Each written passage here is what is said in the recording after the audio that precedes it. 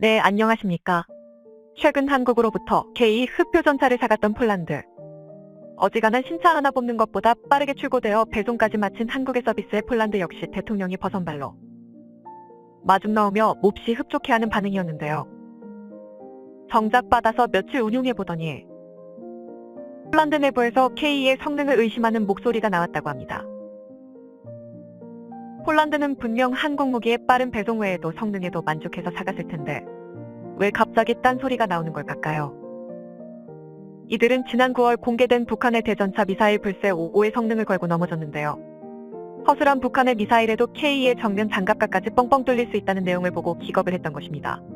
폴란드에서는 제대로 된 성능도 안 나오는 전차를 급한 마음에 덜컥 사버린 것이 아니냐며 한국의 상술에 속았다는 반응이 나오고 있는 상황. 그런데 정작 한국은 이들의 호들갑에도 여유로운 태도입니다.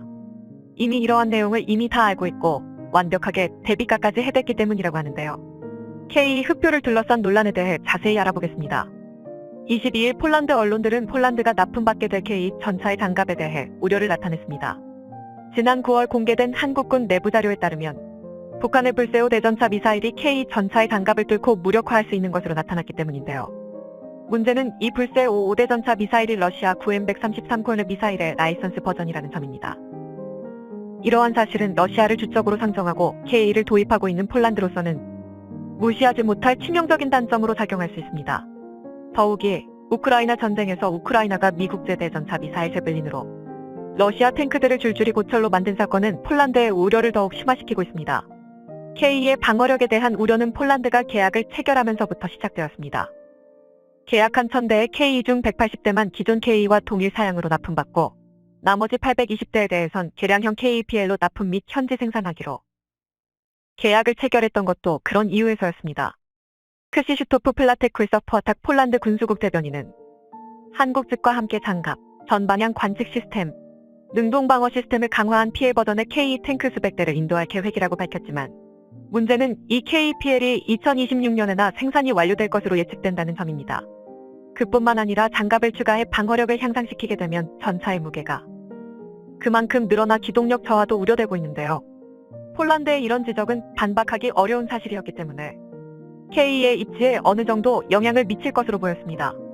그런데 한국에서는 이를 그다지 심각하게 여기지는 않는 모양새입니다. 어떻게 된 일일까요? 사실 K의 방어력은 K를 개발한 한국에서부터 꽤 오래전부터 고심해왔던 문제입니다. 애당초 코르넷에 뚫리지 않는 장갑 자체가 손에 꼽습니다. 코르넷이 텐덤 탄도의 무식한 위력으로 1000에서 1400mm의 관통력을 자랑하는 고성능 무기이기 때문입니다. 창과 방패의 싸움은 무기 개발의 세계에서는 흔한 일입니다. 대전차 무기와 전차 장갑의 싸움은 코르넷의 사례에서 볼 수 있듯 대체로 창의 승리로 마무리된 싸움입니다. 나날이 발전하는 대전차 무기를 막기 위해 여러 가지 소재를 층층이 쌓아 비싸고 두껍고 무겁다는 단점 때문에 전방위적으로 채용되지 못한다는 한계가 있었습니다. 게다가 이미 제벨린이나 코르넷처럼 복합 장갑을 뚫어내는 대전차 미사일도 있는 상황이죠.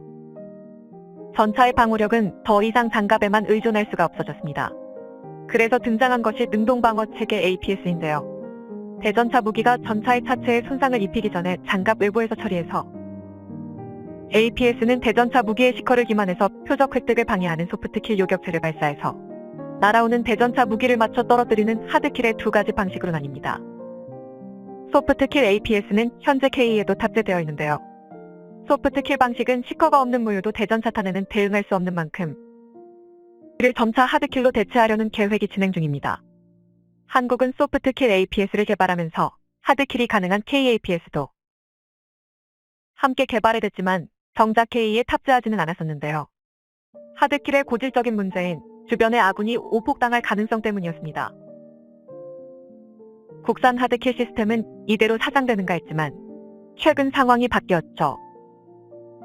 우크라이나 전장에서 수도 없이 터져나간 전차들의 가장 큰 페인으로 바로 하드킬 APS의 부재가 꼽혔기 때문입니다. 21세기 최초의 국가 간 현대전은 군사작전의 교리까지도 바꿔놓기 충분했습니다. 아군 오폭을 우려해서 하드킬을 달지 않으면 어차피 전차는 무력하게 대전차탄에 맞아 폭발하고 주변 아군 역시 거기 휘말려 희생된다는 것이 증명되었죠. 아군 보병을 APS의 위험 반경 밖으로 물려서 운용하도록 전투 교리를 바꾸는 것이 수백억짜리 전차가 1억짜리 대전차 미사일에 고철이 되는 것보다 100배 낫다는 것이 밝혀졌습니다. 이러한 상황 변화에 맞춰 폴란드에서 현재 생산될 KAPL도 하드킬 APS가 탑재될 예정인데요. 현재 그 후보는 이스라엘 제트로피 APS입니다. 하지만 어디까지나 널리 쓰이는 모델로 채택된 후보인 만큼 실제로 하드킬을 탑재한 KAPL이 등장할 2026년에는 다른 APS가 탑재될 수 있는데요. 가장 유력한 것이 바로 국산 하드킬 시스템 KAPS의 개량판입니다. 최근 방사청은 국회에서의 질의응답에서 KAPS의 보완 개발이 진행 중이라고 밝혔는데요. 폴란드 수출 관련 업체를 중심으로 현재 자체 선개발에 착수해서 이미 1차 핵심 기술이 개발 완료되었다고 합니다. 이 속도라면 2025년에는 결과가 나올 것으로 예상된다고 하죠. KAPL의 라이센스 양산 시기는 2026년. KAPL 탑재를 노리고 개발 중이라는 것이 확실한 정황입니다. 개량되는 KAPS는 최신형 능동 방어 체계인 만큼 기존 APS보다도 진일보한 성능을 기대할 수 있을 것으로 보이는데요. 전차와 APS의 가장 큰 천적이었던 K2탄을 잡아내는 성능을 갖추게 될 것으로 보입니다. K2탄은 운동 에너지 탄도의 다른 이름으로 화약의 폭발력이 아니라 날아가는 탄자가 지닌 압도적인 물리력으로 장갑을 뚫어내는 탄종입니다. 대표적으로 날개 안정 분리철갑탄, 속칭 날탄이 있죠. 오직 추진력에만 모든 장약을 사용하는 날탄은 관통력을 위해 화살 모양으로 만들어진 탄자를 초속 1500m의 초음속으로 날려 1km 거리에서 0.66초 만에 착탄합니다.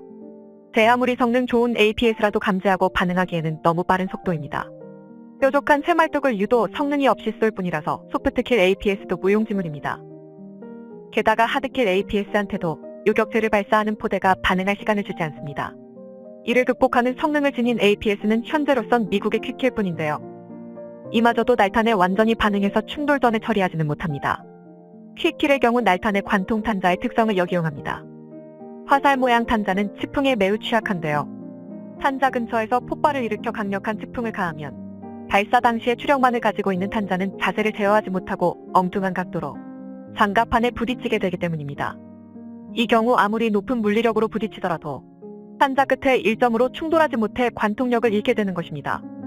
리킬은 어느 각도에서도 탄자에 정확하게 치풍을 가하기 위해서 전차임에도 불구하고 수직 발사관을 통해 콜드런칭 후 측추력기로 자세를 조정합니다. 현재 2025년을 목표로 개발되고 있는 KAPS 역시 이러한 성능을 갖추고 날탄에 대한 방어력을 지니게 될 가능성이 높습니다. KAPS는 이에 더불어 제벨린과 같은 타버텍 대전차 미사일에 대한 방어력까지 갖출 예정이죠. 제벨린은 표적 전차를 발견하면 수직으로 날아올라 전차가 가장 취약한 뚜껑 위에서 내리꽂는 기동을 보여주는 것으로 유명합니다. 대부분의 APS가 이러한 타버텍 방식에 대응하기가 매우 어려운데요. 요격체를 발사하는 포대가 고정형일 경우 제벨린만을 위해 수직 방향으로 배치해야 하고 터렛형일 경우 수직 방향을 감시하는 레이더와 위를 올려다보는 기능이 모두 있어야 하죠. 현재 개발되어 있는 KAPS도 이러한 문제점을 인지해 최대 60도가까지의 고각에 대응할 수 있는 성능을 갖추고 있습니다.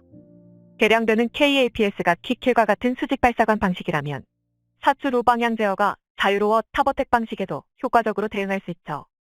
하지만 폴란드는 KAPS를 탑재한 KPL이 등장하는 2026년까지 기다리기 힘들어하는 모양새인데요.